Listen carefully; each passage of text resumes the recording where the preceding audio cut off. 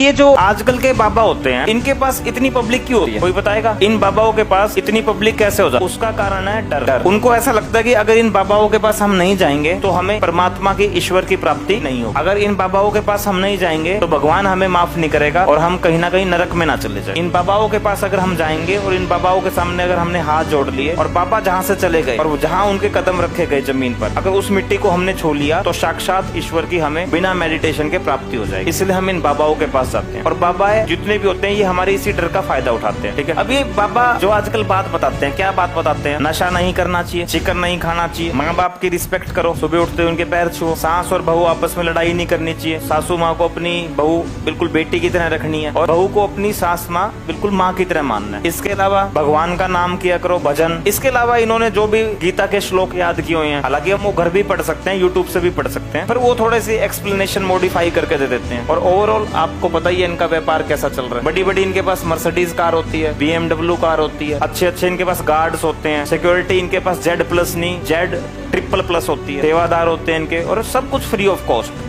बाबाओं के पास खूब पैसा आ जाता है और फिर ये अचानक से सड़क हादसे में मर भी जाते हैं कभी न कभी, जो साक्षात खुद को ईश्वर बोलते हैं। और गरीब लोगों को आजकल आपको पता ही है किस तरह से मरवा भी रहे हैं और कितना इन्होंने पास्ट इनका कैसा रहा वो भी तुम अच्छे से जानते हो। जैसे फेमस बाबा कौन थे? संत आसाराम, बाबा राम रहीम, और भी बाबा होंगे इसमें। एक वो बाबा थे जो ये कहते थे गोलगप्पे खाने से सब कुछ ठीक हो जाएगा, ठीक है, टिक्की खाने से सब कुछ ठीक हो जाएगा, तो रामपाल हो गए। तो इस तरह के जो बाबा हैं ये हमारे देश को बहुत पीछे की तरफ धकेल रहे हैं, आप ये मानते हो? और इसका एक मुख्य कारण क्या है?